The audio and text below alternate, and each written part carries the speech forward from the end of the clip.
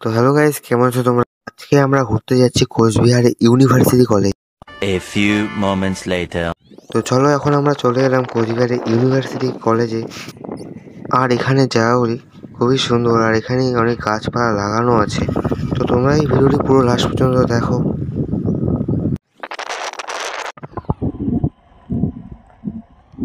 তো চলে এলাম তারপর 75 বছর পুজো প্যান্ডেলের সামনে। আর এই চারিপাশেই পুরো কাজ চলছে। আর এই প্যান্ডেলটির মধ্যে অনেক বাসে বাস, তাই ভেতরে যেতেও ভয় লাগে কে কখন বাস দেয়।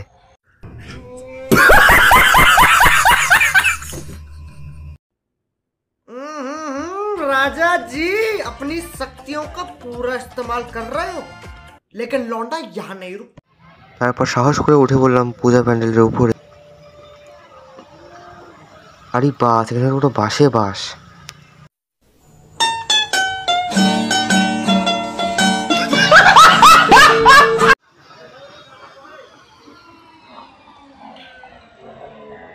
আর দেখতে থাকো তোমরা এই ভিডিওটি।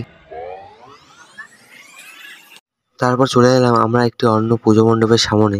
যদি তোমাদের এই ভিডিওটি ভালো লাগে তাহলে তোমরা একটি লাইক সাবস্ক্রাইব করে দিও। তো চলো, এখানেই শেষ করছি আমার মিনি ব্লগ।